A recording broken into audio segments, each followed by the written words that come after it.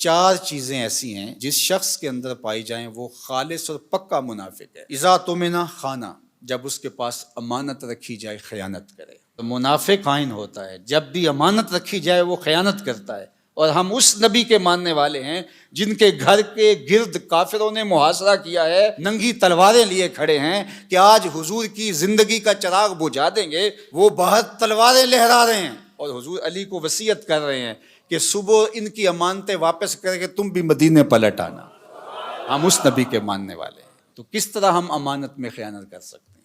اس شخص کا دین ہی نہیں ہے جس کے پاس امانت نہیں ہے۔ اور امانت صرف مال کی نہیں ہے، المجالس بالامانہ۔ اگر کسی مجلس میں کوئی ایسی بات ہوئی ہے تو وہ مجلس تک رہنی چاہیے، باہر اس کو مشتہر نہ کیا جائے، بلکہ تم سے کوئی شخص بات کرے اور بات کرتے ہوئے دائیں بائیں دیکھے تو اس کا مطلب یہ ہے کہ وہ ڈر رہا ہے کہ کوئی اور نہ سن لے، تو اس بات کو بھی آپ امانت کے طور پہ اپنے پاس رکھنے کے پابند ہیں، اس لیے کہ اس نے آپ پر اعتماد کیا اور اس نے آپ کو بتائی اور آپ نے اس کی تشہیر کر دی، تو پھر یہ بدترین صورتحال ہے۔ تو فرمایا مومن کی کیا شان ہے کہ وہ امانت دار ہوتا ہے، اور منافق کی پہلی علامت کیا بتائی؟ اذا تمنا خانہ، جب اس کے پاس امانت رکھی جائے تو وہ خیانت کرتا ہے۔ واذا حدث کذب، اور جب وہ بولتا ہے جھوٹ ہی بولتا ہے۔ مومن کا جھوٹ سے تعلق کیا؟ مومن تو سچ کا خوگر ہے، مومن کی زبان سے تو خیر پھوٹے گی، سچائی پھوٹے گی، جھوٹ کیسے پھوٹ سکتا ہے؟ اور ایک حدیث میں آیا، حضور نے فرمایا الا انبئکم باکبر الکبائر، میں تمہیں بڑے بڑے گناہوں کی خبر نہ دوں؟ جو بڑے گناہ ہیں ان میں بھی جو بڑے ہیں ان کی خبر نہ دوں؟ تو صحابہ نے کہا کیوں نہیں حضور، ارشاد فرمائیے۔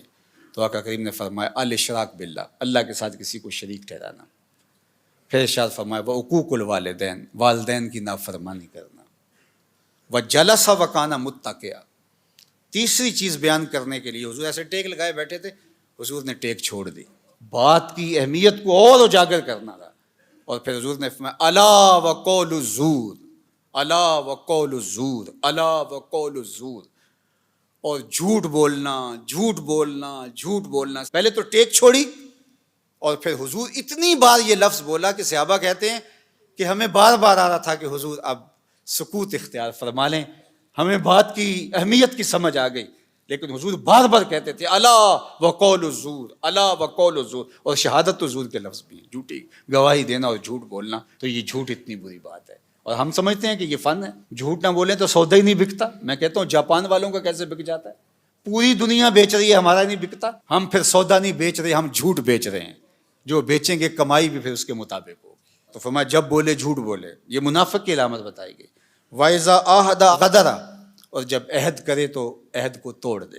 لا دین لمن لا عہد لہ، اس کا دین ہی نہیں ہے جس کا عہد نہیں ہے۔ ہمارے ایک ذمہ دار شخص نے یہ بات میڈیا کے سامنے کہی تھی کہ جو عہد ہے، وعدہ ہے، وہ کوئی قرآن و حدیث ہے؟ ہاں قرآن و حدیث ہے۔